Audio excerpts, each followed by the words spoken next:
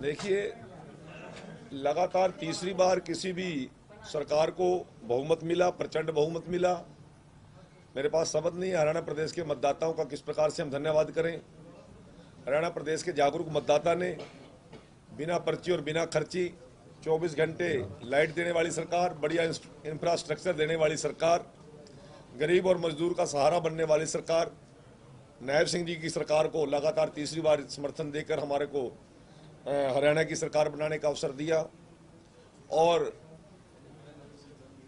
ऐसी दृढ़ निश्चयी सरकार जो वंचित और अंतिम पायदान पर जो व्यक्ति खड़ा है उसका उद्धार कर सके, उसको समर्थन दिया।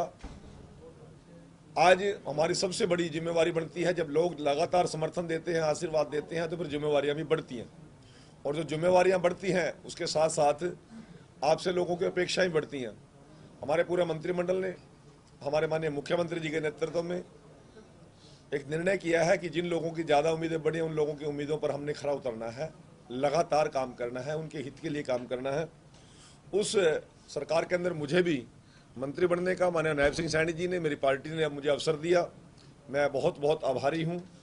और सबसे बड़ी प्राथमिकता हमारी ये रहेगी कि जो संकल्प पत्र मेरे केंद्रीय नेतृत्व ने, हरियाणा की पार्टी ने जो तय किए हैं, उस संकल्प पत्र में सभी विभागों के जो जो काम बंटवारे में आए हैं, उन संकल्प पत्रों को हम पूरा करने का काम करेंगे और लोगों के विश्वास पर और लोगों की उम्मीदों पर खरा उतरने का काम करेंगे। सर, आरक्षण में आरक्षण दिया है, जो आज डेलीगेशन से मुख्यमंत्री से भी मिला है, आप भी वहां थे, उनको बधाई दी, इस पे क्या कहेंगे? देखिए, ये एक बहुत लंबे समय से हमारे वंचित और शोषित पीड़ित वर्ग की मांग थी।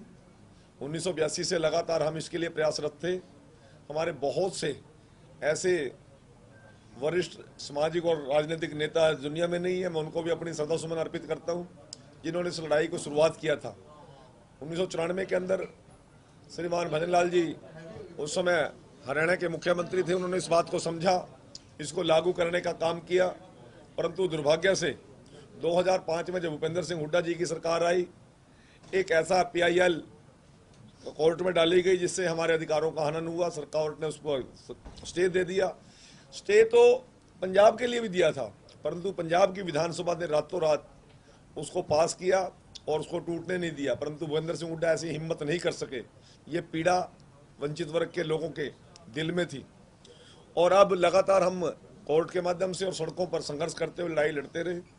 अब माननीय सर्वोच्च न्यायालय के 5 जजेज की बेंच ने हमारे हित में फैसला दिया और हरियाणा सरकार को निर्देशित करने का काम किया कि हरियाणा की सरकार इसको यदि लागू करने की हिम्मत रखती है तो उसको लागू करे। माननीय सर्वोच्च न्यायालय का ये निर्देश था।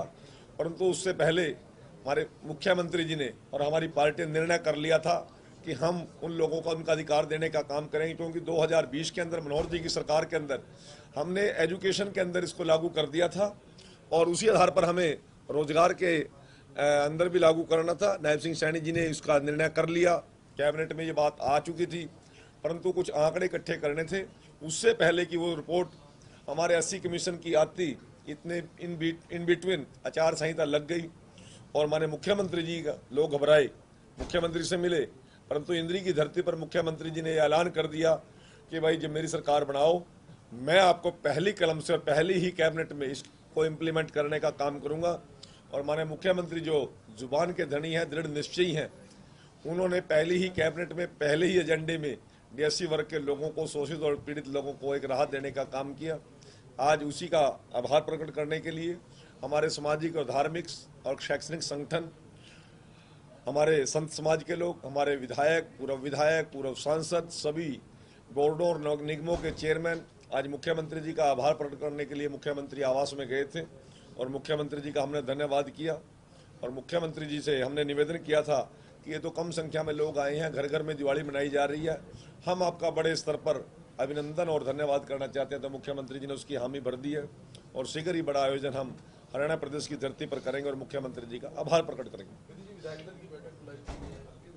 24 तारीख को सायं 5 बजे माने मुख्यमंत्री जी के आवास पर भारतीय जनता पार्टी विधायक दल की और हमारे जो इंडिपेंडेंट साथी विधायक हमें समर्थन दे रहे हैं, उनकी एक बैठक बुलाई गई, क्योंकि 25 तारीख को शपथ समारोह सभी विधायकों का होगा। प्रोटेम स्पीकर डॉक्टर रघुवीर कात्यायन जी हमें शपथ दिलाने का काम करेंगे और नई सरकार का गठन और विधायक दल का भी गठन और उसका शपथ समारोह हो जाएगा। एक दिन का ये सारा कार्यक्रम रहेगा।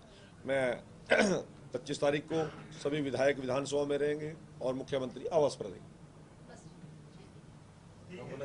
बस।